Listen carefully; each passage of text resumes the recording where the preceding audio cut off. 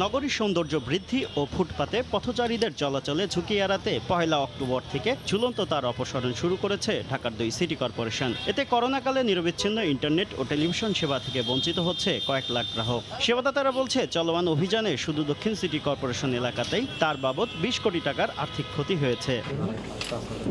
এই অবস্থায় সোমবার জাতীয় প্রেস ক্লাবে এক সংবাদ সম্মেলনে বক্তারা অভিযোগ করেন, বিকল্প ব্যবস্থা না করেই সিটি কর্পোরেশন একতরফাভাবে তার অপসারণ করছে। স্থায়ী কেবল ব্যবস্থার বিষয়ে কোনো পদক্ষেপ না নিয়ে উল্টো 25 লাখ টাকা বাৎসরিক নিবন্ধন ফি নির্ধারণ করেছে ঢাকা দক্ষিণ সিটি কর্পোরেশন, যা অযৌক্তিক। এই দুটা ইন্ডাস্ট্রি বিশাল একটি হুমকির সম্মুখে পড়ে গেছে। দক্ষিণের মাননীয় মেয়র মহোদয়ের নিকট আমি আবেদন করব, অন্তত একটি তদন্ত কমিটি করা হোক যে কোন পর্যন্ত আমরা লাস্ট মাইলে আমরা সেবাটা পৌঁছে দিতে পারবো। এই অবস্থায় চলমান সমস্যা সমাধান না হলে 18 অক্টোবর থেকে প্রতিদিন 3 ঘন্টা করে ইন্টারনেট ও ডিশ সেবা বন্ধের হুমকি দেন তারা।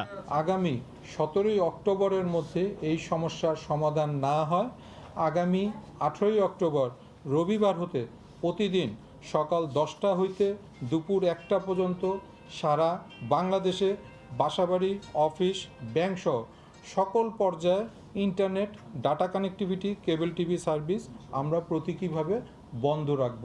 সমস্যা সমাধানের পাশাপাশি বাসাবাড়িতে ইন্টারনেট ও ডিশ সেবার মূল্য নির্ধারণ সহ 5 দফা দাবি তুলে ধরেন কেবল টিভি ও ইন্টারনেট সেবাদাতারা।